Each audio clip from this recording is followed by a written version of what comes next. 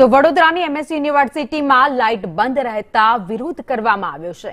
યુનિવર્સિટીના પેવેલિયનમાં રાત્રે લાઇટો બંધ રહેતા વિરોધ કરાયો। એનએસયુઆઈએ લાઇટો ચાલુ કરવા 2 દિવસનું અલ્ટિમેટમ આપ્યું છે। ફિઝિકલ એજ્યુકેશન વિભાગના ડાયરેક્ટરોનો ઘેરાવ કર્યો હતો। નિરાકરણ ન આવે તો આંદોલનની પણ ચીમકી ઉચ્ચારાઈ છે।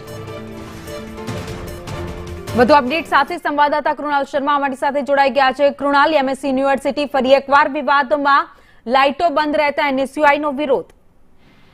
ભાવિની જે રીતે એમએસ યુનિવર્સિટી કાયમ વિવાદમાં રહેતી હોય છે અને હવે જે રીતે એનએસયુઆઈ દ્વારા વિરોધ કરવામાં આવ્યો છે, તેમનું કહેવું છે કે છેલ્લા ઘણા દિવસોથી પેવેલિયનમાં જે ગ્રાઉન્ડ આવેલું છે કે જ્યાં વિદ્યાર્થીઓ અને જે એમએસ યુનિવર્સિટીના ખેલાડીઓ પ્રેક્ટિસ કરતા હોય છે ત્યાં લાઇટો હોતી નથી।